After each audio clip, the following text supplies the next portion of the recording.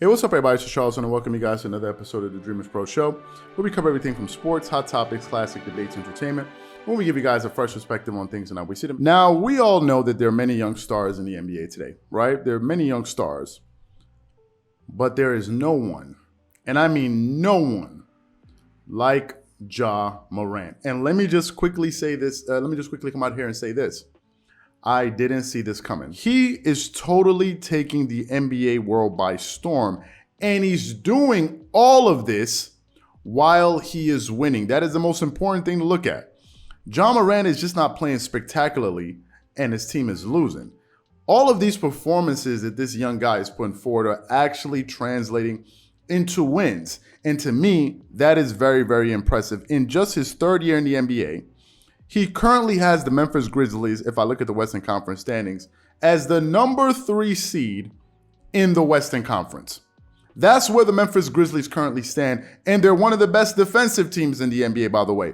If you look at his individual stats this season, Ja Morant is averaging, think about this, 27.6 points per game. The guy is shooting 50% from the field, 34.5% from the three-point line, 75% from the free throw line. He's getting you, basically 6 rebounds, 6.6 assists, and 1.2 steals per game. That is what Ja Morant is doing in his third year in the NBA.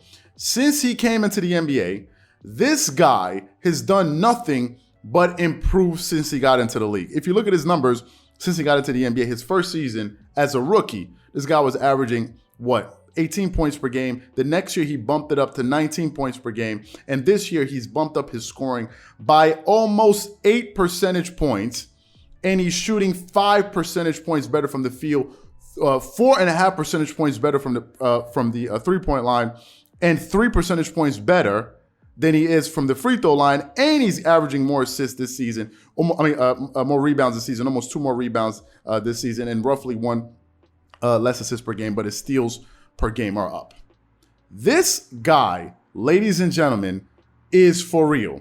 I remember we produced a video not too long ago where Tracy McGrady predicted that he said at one point, this guy has an opportunity to become the best player in the NBA. And I'm not saying he's the best player in the NBA right now, but judging by his trajectory and the way he seems to be committed to getting better, Ja Morant is trending upwards. This guy is, I give him a legitimate chance this year to make some noise in the playoff. And to say that about a player in year 3, to me, that says a lot, which brings me to Zion Williamson.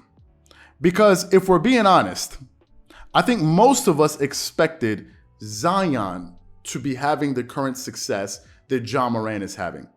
If you think about Zion Williamson for a moment, there hasn't been a player probably since LeBron James to come into the NBA with this much hype surrounding him. Is one of the reasons why he was able to get that, he was able to get the deal from Jordan, the shoe deal from Jordan. You just don't get those type of shoe deals coming out of college if you don't have a tremendous amount of hype. It's the same thing with LeBron. When LeBron came into the NBA, you remember that Nike deal that he signed when I think he signed that deal before he even started playing. I think the deal was worth $60 million or $70 million. I don't remember what it was, but it was a pretty big deal. And the reason that they gave him that deal was because of the potential. Now, obviously, LeBron lived up to the hype. Like he over-delivered when we're talking about the hype, right? He really did. But I think a lot of us kind of assumed that Zion Williamson would come and just pretty much take over the NBA. Now, to be fair to Zion, when he does play, he is absolutely spectacular. The problem is, however, in the 3 years that he's been in the NBA, he's roughly only played, 1 season? If I look at the total games that Zion Williamson has played, his first year he played 24 games. The second year he played 61 games. So this guy's played 83 games or whatever it is. And this season, he hasn't played a single game this season.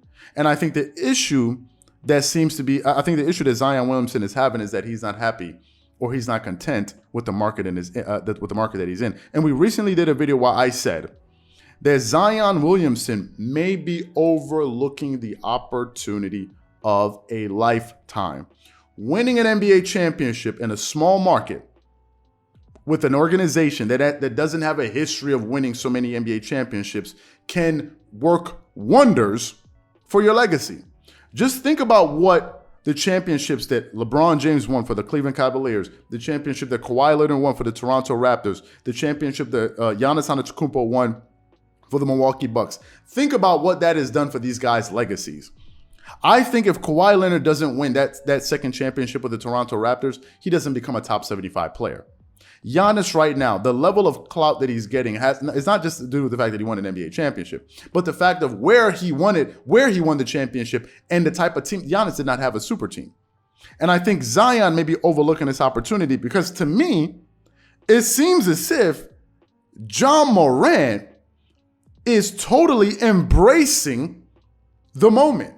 Ja Morant doesn't play in New York. Ja Morant doesn't play in LA. He doesn't play in Miami. He doesn't play in Boston. He plays in Memphis. And I've never heard any complaints around or any notions that Ja Morant isn't happy in the market that he's in.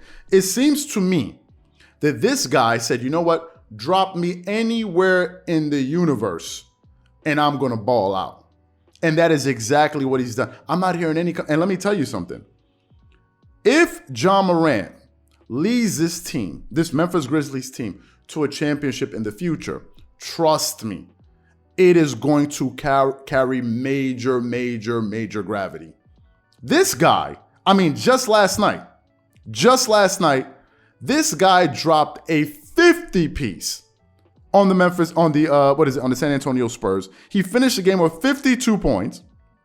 He was 22 of 30 from the field. The guy shot 73% from the field. Somebody, well, man, those must all be dunks. No, he hit also 4 out of 4 three-pointers. He was 100% from the three-point line. Now, he only got to the free throw line 7 times, but he also got 7 rebounds, 2 assists, and 4 turnovers, but the guy scored 52 points. This is only his 3rd year in the NBA. And in the world that we live in, out of sight, out of mind, if Zion doesn't find a way to come back, start playing games, and not just playing games, but also start winning games, trust me, Ja Morant will take the spot that was meant for Zion Williamson, because we all know Zion was meant to be the next face in the NBA, and he still could be. We never know, right? Because even Joel Embiid, when he started off his NBA career, he also dealt with some injuries, and look at where he is now, right? So I'm not writing him off in any way, shape, or form whatsoever.